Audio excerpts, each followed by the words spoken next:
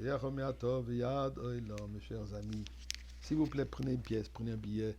Ensemble, le met dans la tzedaka et nous allons mériter la Géoula. Nous allons mériter toutes les bénédictions divines par le fait que nous avons fait une prière ensemble, le chapitre 121 de Tehillim. Nous donnons la tzedaka ensemble et maintenant nous allons étudier un petit Dvar Torah. Ceci nous amène la Géoula. Et en parlant de la Géoula, d'ailleurs, on le trouve dans la paracha de cette semaine. La paracha de cette semaine, parmi les différentes histoires que la Torah nous raconte. Et quand je dis histoire, il faut bien comprendre, c'est pas juste une histoire pour nous raconter des belles histoires, et c'est pas nous dire des points historiques, mais c'est un enseignement.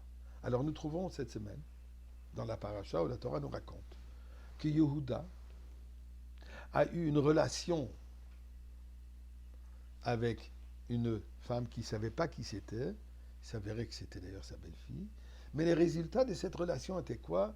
La naissance de Peretz. Et qui est ce fameux Peretz? Eh bien, ce fameux Peretz est l'aïeul de roi David. Donc, l'aïeul de Mashiach lui-même.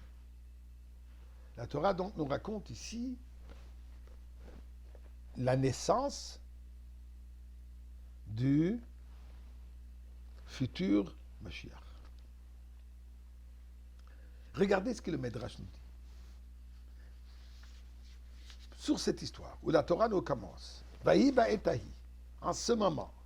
Quel moment? Ça, c'était au moment quand les frères, les Shvatim donc, ils ont vendu Yosef aux Midianim, et ensuite, le fait que Yosef, comme on le sait plus tard, que Yosef est arrivé en Égypte en esclavage, et là, il a été accusé par la femme de Potiphar qui voulait l'abuser et se retrouve en prison. Donc l'histoire de Yosef.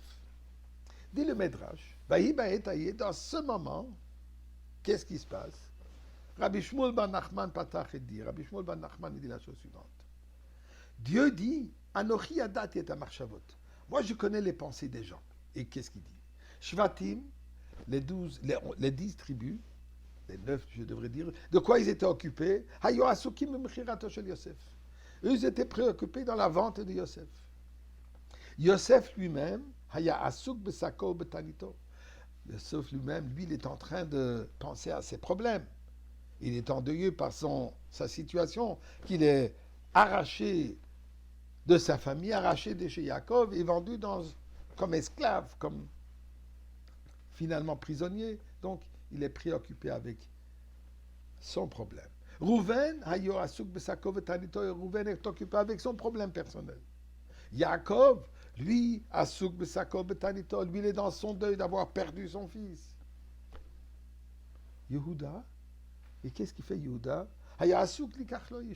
Yehuda, il cherche une femme. C'est ce que les gens font. Qu'est-ce que fait Akadosh Baruch Hu? Nous dit le Midrash. Et Dieu, lui, il est préoccupé par quoi? En créant la lumière de Melech HaMashiach. C'est quoi l'idée de ce Midrash? Eh bien, vient le Sefer Yefet Toar, un village nazi qui vivait dans les années 1500. Il explique la chose suivante. Le Midrash veut nous expliquer la suite des histoires de la paracha de cette semaine. On commence avec que Yaakov veut finalement vivre un peu en paix. Vient le problème de Yosef. Et la Torah nous raconte en détail la vente de Yosef et le cheminement de Yosef. Tout à coup, comme une certaine parenthèse, la Torah nous commence à nous raconter l'histoire de Yehuda, comme il a eu cette relation avec Tamar et la naissance de Peretz. Qu'est-ce que cette histoire a à faire, Vahi ba'etahi, à ce moment?